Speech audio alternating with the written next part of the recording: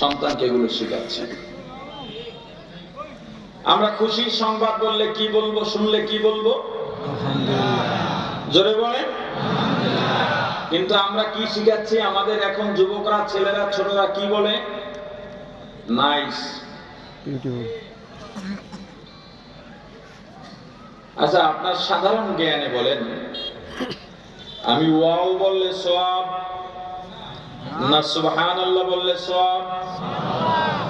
আমি নাইস বললে সওয়াব না আলহামদুলিল্লাহ বললে সওয়াব? একবার আলহামদুলিল্লাহ বললে জান্নাতের 8টা দরওয়াজা আপনার জন্য খুলে যাবে।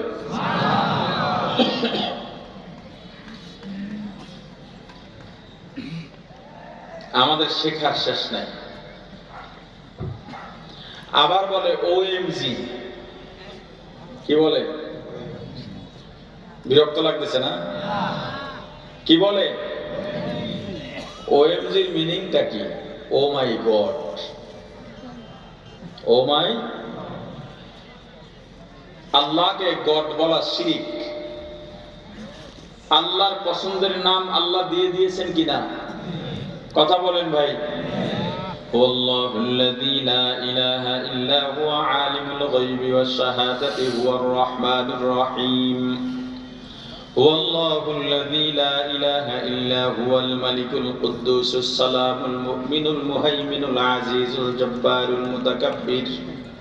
সুবহানাল্লাহি আম্মা ইউশরিকুন।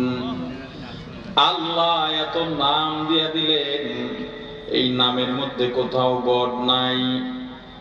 আপনি বলবেন আল্লাহর ইংরেজি হলো গড, এজন্য আমরা গড বলি। আপনার শিক্ষিত হওয়া লাগবে না। আমি একটা প্রশ্ন করি, প্রশ্নের জবাব দেন। আমার নাম মিসবা, এলাকায় আমাকে ইসমাইল বলে ডাকে। বলেন তো ইসমাইলের ইংরেজি কি? কথা বলে না। মিসবার ইংরেজি কি? আব্দুর রহমানের ইংরেজি কি? আল্লাহর ইংরেজি কি? আল্লাহ। গড বলা যাবে না। মুসলমানকে কৌশলে কৌশলে তথ্য প্রযুক্তি আর ইসলাম বিদ্বেষীরা দিন দিন শিরকের ট্যাবলেট খাওয়া। আমাদের এটা খবর নাই। এটা আর বলা যাবে? কথা বলে না। হুজুর বললেন, যুবক দাঁড়াও, এত অহংকার ভালো নয়। যুবকের মেজাজ খারাপ হয়ে গেছে। হে মাওলানা, আপনি কে? চিনি না, কিন্তু আমাকে তো আপনার চেনার কথা। জানেন আমি কে? আমার বংশ পরিচয় কি জানেন? আমার মামু খালুর পাওয়ার কত দূর আপনি জানেন?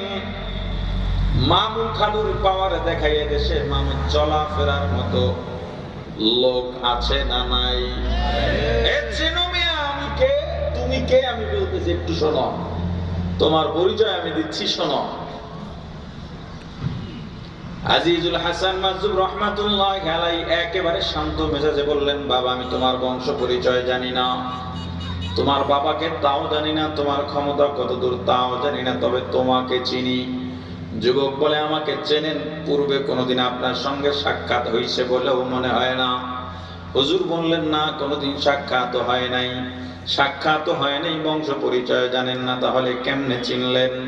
হুজুর বলেন, আমি যেই পরিচয়টা জানি সেই পরিচয়টা শুনতে চাওনি? বলে, হ্যাঁ শুনতে চাই। হুজুর জবাব দিয়ে বললেন, যুবক, তোমার আমার জন্ম এক ফোঁটা নাপাক পানি দিয়া। পরিচয়। এই যুবক, বাচ্চার জন্ম এভাবে, পীরের জন্ম এভাবে, শাইখুল হাদিসের জন্ম এভাবে, এমপি মন্ত্রীর জন্ম এভাবে, টাকাওয়ালার জন্ম এভাবে, শিক্ষিতের জন্ম এভাবে, মূর্খের জন্ম এভাবে। দুনিয়ায় যত মানুষ আসছে নাপাক পানির মাধ্যমে আসছে। শুধু মানুষ নয়, পৃথিবীতে যত প্রাণী সব নাপাক পানির জন্ম। একটু চিন্তা করে দেখো যুবক, আবার যখন বিদায় নিয়ে যাব, এই দুনিয়ায় কোনো মূল্য থাকবে না, মূল্যহীন হয়ে বিদায় হব।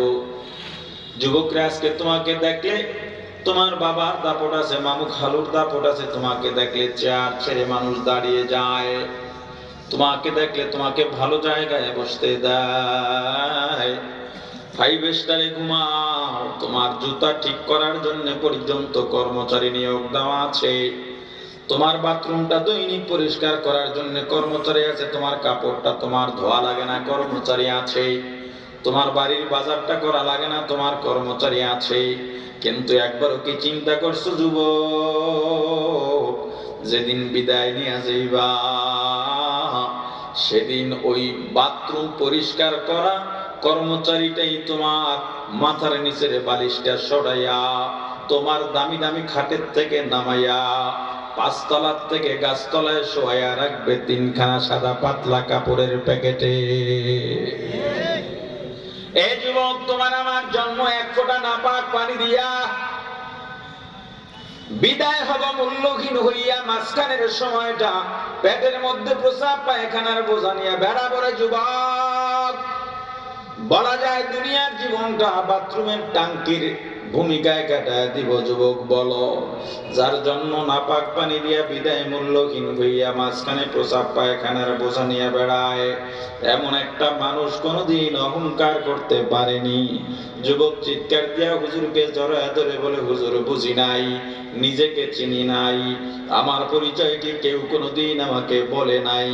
হুজুর দোয়া করেন নিজের পরিচয় নিয়ে আল্লাহর সঙ্গে যেন আমি কিয়ামতে একাত্ম হয়ে যাইতে পারি।